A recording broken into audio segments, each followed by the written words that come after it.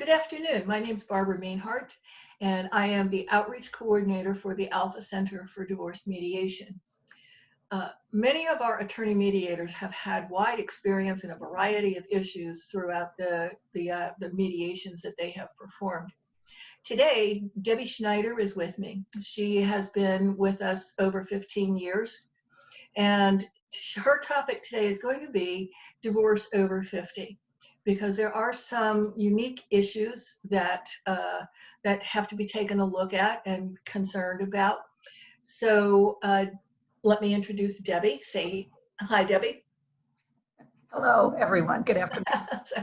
so there are some unique issues for couples over the age of 50. And I believe one of the first ones was the length of the marriage. Absolutely.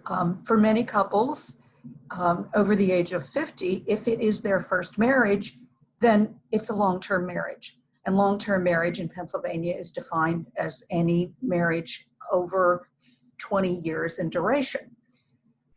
So those couples, by definition, have a more complicated uncoupling, if you will. Mm-hmm. There are more assets, there are more liabilities typically, and you often have children involved, regardless of their ages. They can be under the age of 18 or they can be over the age of 18.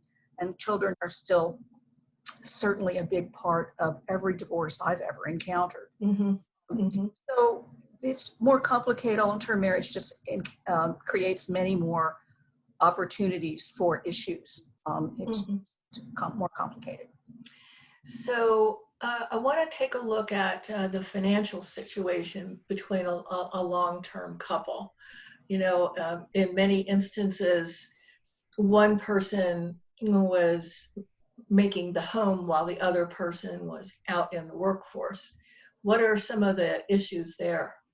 All right. Well, for the party who has been the more independent spouse and has been the primary wage earner, if you will, those people typically want to retain their assets. And so they're looking at a longer term situation in terms of retirement and in terms of wanting to retain those assets. On the other hand, the more dependent spouse in that scenario, for many of those couples, that dependent spouse has not been in the workforce or has been in the workforce working at a job that has earned less money than the more independent spouse. So both parties in that situation are looking to the future, and the dependent spouse needs security, and the independent spouse is looking for more ways to retain the assets they've learned. Mm-hmm. Mm-hmm. In the case of spousal support, alimony, whatever you call it, typically it's for a set period of time. But in the case of a divorce where people are in their late 50s, early 60s, how is that affected? Well, in many cases, we may be looking at permanent alimony if the situation warrants it. The couple may have been married a very long time, and we may be looking at a situation in which the dependent spouse really needs to be receiving income from the more independent spouse for the balance of their lives. Because it's unlikely that they're going to be able to join the workforce. Right. Mm-hmm. And alimony is traditionally based on the notion that this is an extra cushion of income so that the more independent spouse, the more dependent spouse has an opportunity to earn as much money as the more independent spouse. Mm-hmm. Many couples who are, again, in their late 50s, early 60s, or even thereafter, that option is not there. It's a legal fiction to think that alimony is going to be available for that person. Yeah. Mm-hmm. There's going to be work available for that person. Yeah, right. So, taking a look at everything there, what about if it's not? It may be a long-term marriage and they're over 50 or in their early 60s, et cetera, but it wasn't their first marriage. And there's another ex-wife out there and maybe another ex-husband out there, and maybe there are children out there from the first marriage. And in looking at how all of this is going to work out, I imagine that is also complicated. It is. It makes it even more complicated because you're looking at one ex family, if you will, that existed, you know, the first family that existed. There may be children, again, regardless of their ages. And then you're looking at the dissolution of a second marriage, and there may be children or not, but there is certainly an additional complication, which is the interface between the dissolution of these two marriages. So it's something that needs to be explored, it needs to be looked at.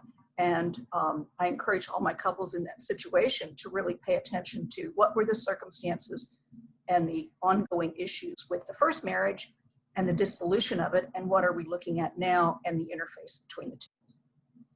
So you recommend that they seriously look at estate planning as well. Estate planning is really important in that scenario. Mm-hmm. And also, you know, for the independent spouse, you know, they may be looking at being concerned about facing retirement, and they don't expect to be working, but they have this ongoing, they're looking down the road at an ongoing alimony obligation. So in those circumstances, we really try to be creative. So one of the things we often do is if the situation is appropriate, we can put more alimony in the earlier years, and then as the person approaches retirement, ever closer to retirement age, then the alimony needs diminish. So, so that as the person faces retirement, those obligations diminish as well.